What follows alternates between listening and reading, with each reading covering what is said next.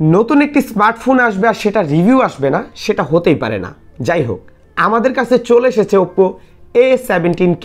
স্মার্টফোনটি বাংলাদেশের বাজারে লঞ্চ করা হয়েছে 12,990 টাকায় এবং এই প্রাইস পয়েন্টে অফার করছে 3GB র্যাম, 64GB রম, রয়েছে 5000 mAh এর ব্যাটারি। এছাড়াও আরও কী ভালো দিক এবং খারাপ দিক রয়েছে আজকের পুরো ভিডিওতে জানিয়ে দেওয়ার চেষ্টা করব এবং আজকের ভিডিওটির মাধ্যমে অন্তত এটা বুঝতে পারবেন যে স্মার্টফোনটি আপনার জন্য কতটুকু পারফেক্ট। সো কথা না বাড়িয়ে চলুন শুরু করব এবং এই ফাঁকে যারা এখন পর্যন্ত ভিডিওতে লাইক করেননি ভিডিওতে লাইক করবেন, কেননা আপনাদের ভাই আপনাদের জন্য চেষ্টা করে সবার আগে রিভিউগুলো নিয়ে আসার। সো লাইক করে দেবেন, কমেন্টস করবেন নেক্সট কোন স্মার্টফোনটির সাথে এই স্মার্টফোনটির কম্পেয়ার ভিডিও চান এবং সাবস্ক্রাইব না করে থাকলে চ্যানেলটি সাবস্ক্রাইব করে আমাদের পরিবারের একজন সদস্য হয়ে যাবেন। কথা না বাড়িয়ে চলুন শুরু করব। আপনারা দেখছেন আপনাদের প্রিয় channel JK tech BD YouTube channel.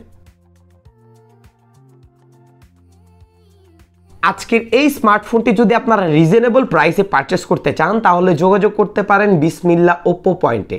সেখান থেকে আপনারা এই চ্যানেলের রেফারেন্স বললেই পেয়ে যাবেন 800 টাকার মূল্য ছাড়। এছাড়াও আরও অনেক গিফট রয়েছে। সো অবশ্যই ডেসক্রিপশন বক্সে তাদের সকল তথ্য দেওয়া থাকবে এবং স্ক্রিনে দেওয়া নাম্বারটিতে কল করে চাইলে সকল ইনফরমেশন জেনে নিতে পারেন। ভিউয়ার্স, এটি হচ্ছে স্মার্টফোনটির বক্স। চলুন বক্সটি ওপেন করে দেখে নেওয়া যাক স্মার্টফোনটির বক্স কন্টেন্টে আমরা কী পাচ্ছি। স্মার্টফোনটির বক্সটি ওপেন করলেই পেয়ে যাবেন আরও একটি মিনি বক্স। রয়েছে একটি টিপিইউ ব্যাক কভার, পাচ্ছেন user manual guide, SIM ejector pin, type A to type B একটি ক্যাবেল এবং রয়েছে একটি 10 ওয়াটের অ্যাডাপ্টার এবং সর্বশেষ Oppo A17k স্মার্টফোনটি। ভিউয়ার্স, এটি হচ্ছে স্মার্টফোনটি। এই স্মার্টফোনটি বাংলাদেশের মার্কেটে দুটি কালারে অ্যাভেলেবেল পেয়ে যাবেন। আমাদের রিভিউ ইউনিটটি হচ্ছে ব্লু কালার। সো চলুন এখন আমরা একটু ডিজাইন নিয়ে আলোচনা করি। স্মার্টফোনটির ব্যাক প্যানেলটির দিকে আমরা তাকালে দেখতে পাচ্ছি এখানে একটি ফ্ল্যাট প্যানেল ডিজাইন করা হয়েছে, যা দেখতে কিন্তু বেশ প্রিমিয়াম লাগছে এবং এটা একটা ম্যাট ডিজাইন বলা যায়। ম্যাট ডিজাইন এবং গ্লসির মধ্যে কম্বিনেশন রয়েছে। স্মার্টফোনটির রেয়ার প্যানেলে একটি সিঙ্গেল রেয়ার ক্যামেরা আমরা দেখতে পাচ্ছি। স্মার্টফোনটির রাইট প্যানেলে পাচ্ছি সাইড মাউন্টেন ফিঙ্গারপ্রিন্ট সেন্সর এবং volume locker. Side mountain fingerprint সেন্সরের অ্যাকুরেসি আমরা মোটামুটি ফাস্ট দেখতে পেয়েছি। লেফট প্যানেলে একটি ডেডিকেটেড সিম ট্রে পয়েন্ট রয়েছে। এখানে দুটি সিম, একটি মেমোরি কার্ড আপনি চাইলে ইউজ করতে পারবেন। নিচের দিকে পেয়ে যাচ্ছেন 3.5 millimetre earphone port, primary microphone, USB charging port এবং স্পিকার গ্রিল। স্মার্টফোনটির সাউন্ড কোয়ালিটি মোটামুটি অ্যাভারেজ ছিল। যদি এই স্মার্টফোনটির ড্রব্যাকের কথা বলি সেই ক্ষেত্রে ডিজাইনের দিক থেকে আমার কাছে মনে হচ্ছে যে স্মার্টফোনটিতে ডুয়েল রেয়ার ক্যামেরা হলে ভালো হতো এবং স্মার্টফোনটিতে আমরা পাচ্ছি টাইপ B চার্জিং পোর্ট, যা এই প্রাইস পয়েন্টে আমাদেরকে কিছুটা হতাশ করে। কেননা 12-13 হাজার টাকার মধ্যে এখন অনেক স্মার্টফোন ব্র্যান্ডে কিন্তু type C charging port use করছে, বাট এই সময়ে এসে টাইপ B কিছুটা হতাশজনক। যাই হোক, স্মার্টফোনটির ডিজাইন আপনার কাছে কেমন লেগেছে কমেন্টস করে জানাতে ভুলবেন না। ভিউয়ার্স, এখন আমরা আলোচনা করব এই স্মার্টফোনটির ডিসপ্লে সম্পর্কে। স্মার্টফোনটিতে ইউজ করা হয়েছে 6.56 ইঞ্চির IPS HD+ রেজুলেশন ডিসপ্লে, যার রেজুলেশন থাকছে 720x1612 পিক্সেল, PPI থাকছে 269। স্মার্টফোনটিতে আপ টু 600 নিটসের পিক ব্রাইটনেস রয়েছে, যার ফলে স্মার্টফোনটি যখন ডিরেক্ট সানলাইটে আপনি ইউজ করবেন তেমন কোনো সমস্যা হবে না। সো এটা ইনডোর আউটডোর সব কন্ডিশনেই খুব ভালোভাবে ইউজ করতে পারবেন। এছাড়াও IPS ডিসপ্লেগুলোর মধ্যে স্মার্টফোনটির নিট ব্রাইটনেস বেশি হওয়ার কারণে এটার কন্টেন্ট ওয়াচিং এক্সপিরিয়েন্স আপনি বেশ বেটার পাবেন। সো ডিসপ্লে নিয়ে এই প্রাইস পয়েন্টে কমপ্লেন করার মতো কিছু পাবেন না। পারফরমেন্সের ক্ষেত্রে এই স্মার্টফোনটিতে আমরা পেয়ে যাচ্ছি 3GB র্যাম, সাথে রয়েছে আরও 4GB এক্সটেন্ডেড র্যাম। রম হিসেবে থাকছে 64GB। এই প্রাইস পয়েন্টে 64GB রম সেটা ঠিকঠাকই ছিল, মোটামুটি স্টোরেজের চাহিদা আপনার পূরণ করতে পারবে। যদি আমরা র্যাম ম্যানেজমেন্টের কথা বলি সেই ক্ষেত্রে বলতে হবে স্মার্টফোনটিতে 6 থেকে 7টি অ্যাপে আমরা একসাথে ইউজ করেছি, অ্যাপ সুইচিং করে ইউজ করেছি, তেমন কোনো ল্যাগ বা স্টার্টারিংয়ে আমরা দেখতে পাইনি।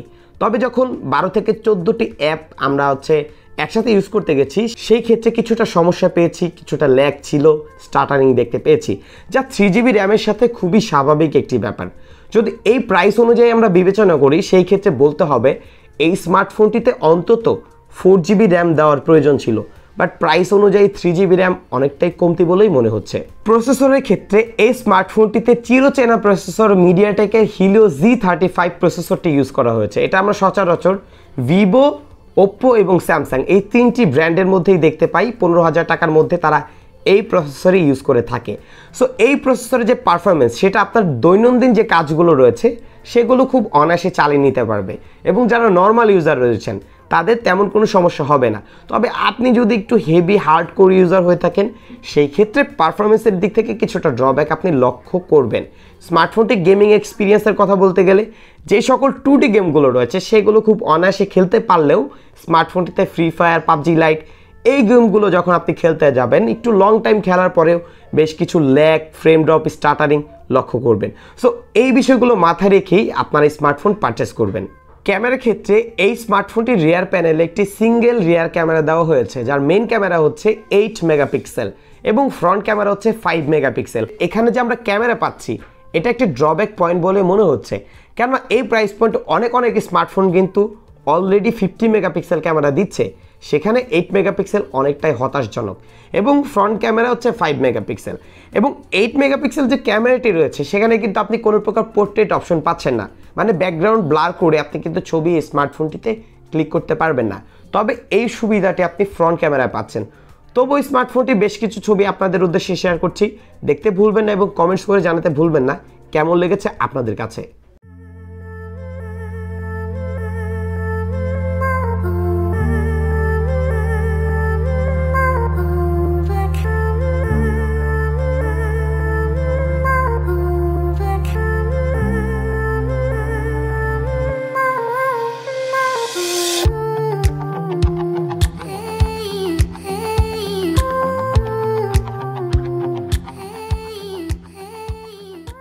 ব্যাটারির ক্ষেত্রে এই স্মার্টফোনটিতে আমরা পেয়ে যাচ্ছি 5000 mAh এর ব্যাটারি এবং বক্সে রয়েছে একটি 10 ওয়াটের চার্জার, যা দিয়ে এই স্মার্টফোনটিকে চার্জ করতে অলমোস্ট 2.5 ঘন্টা প্লাস সময় লাগবে। স্মার্টফোনটির যদি চার্জ ব্যাকআপের কথা বলি, আপনি যদি একজন নর্মাল ইউজার হন একবারেই, সেই ক্ষেত্রে স্মার্টফোনটি অনায়াসে আপনাকে 1.5 দিনের মতো চার্জ ব্যাকআপ দিতে সক্ষম। বাট একটু হেভি ইউজ করলে দিন শেষে আবার চার্জ দেওয়ার প্রয়োজন হবে। এই প্রাইস পয়েন্টে এসে অন্তত স্মার্টফোনটিতে একটি 18 ওয়াটের চার্জিং অ্যাডাপ্টার বা ফাস্ট চার্জিং সুবিধা রাখার প্রয়োজন ছিল, থাকলে ভালো হতো। অনেক স্মার্টফোন ব্র্যান্ড কিন্তু অলরেডি চেষ্টা করছে এই প্রাইসের মধ্যে 18 ওয়াটের চার্জার। সো এটা দিলে অন্তত আমি বেটার বলেই মনে করতাম। 12,990 টাকার মধ্যে এই স্মার্টফোনটির কিছু ভালো দিক এবং খারাপ দিক রয়েছে। হ্যাঁ, আপনারা অলরেডি বুঝে গেছেন, তারপরে বলে দিচ্ছি। স্মার্টফোনটির ডিজাইন কিন্তু খুবই সুন্দর। অনেকে আছেন যারা ডিজাইনের জন্য স্মার্টফোন পারচেস করে থাকেন, তাদের জন্য স্মার্টফোনটির ডিজাইন ভালো লাগবে। এছাড়াও স্মার্টফোনটি প্লাস পয়েন্ট হচ্ছে স্মার্টফোনটিতে আমরা সাইড মাউন্টেন ফিঙ্গারপ্রিন্ট পাচ্ছি, যা এই প্রাইসে সবাই দিচ্ছে, এই স্মার্টফোনটিতেও থাকছে।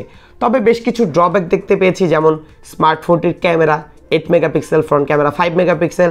স্মার্টফোনটিতে micro USB charging port use করা হয়েছে, এখানে টাইপ সি হলে ভালো হতো। স্মার্টফোনটিতে আমরা যে র্যাম পাচ্ছি সেটা 3GB র্যাম, অন্তত 4GB র্যাম হওয়ার প্রয়োজন ছিল, তাহলে হয়তো অনেকে স্মার্টফোনটি খুব অনায়াসে পারচেস করতে পারত। যাই হোক, এই ছিল আজকের ভিডিও। আশা করছি ভিডিওটির মাধ্যমে স্মার্টফোনটি ভালো এবং খারাপ দিক সম্পর্কে আপনি অলরেডি জেনে গেছেন। ভালো লেগে থাকলে ভিডিওতে লাইক করবেন, কমেন্টস করবেন, শেয়ার করতে ভুলবেন না। বিদায় নিচ্ছি আমি জাকারিয়া হাসান পার্থ। আসসালামু আলাইকুম।